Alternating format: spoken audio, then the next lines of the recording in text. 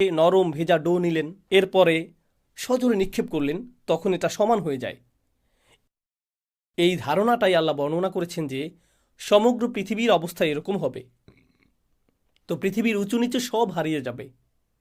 কুরআনের অন্যত্র আল্লাহ এভাবে বর্ণনা করেছেন, ওয়াইদাল আরদু মুদ্দাত, যখন পৃথিবীকে টেনে সমান করে ফেলা হবে।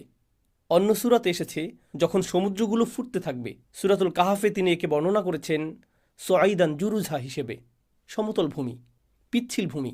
আর এখানে তিনি বলছেন এটাকে সজোরে নিক্ষেপ করে সমান করে ফেলা হবে। এখন কোনো কিছুকে সমান করে ফেলার অর্থ হলো একটি মাঠ তৈরি করা হচ্ছে। সমগ্র পৃথিবীকে কেন সমতল ভূমিতে পরিণত করে ফেলা হচ্ছে? আয়াতগুলো অগ্রসর হতে থাকলে আমরা দেখব যে একটি দৃশ্য উন্মোচিত হচ্ছে। তিনি বলেন, ফায়াউমা ইদিন ওয়াকাতিল ওয়াকিয়াহ, ওই দিন আসল ঘটনা সংঘটিত হবে। তিনি ইতোমধ্যেই বলেছেন আল হাক্কাহ, আর এখন বলছেন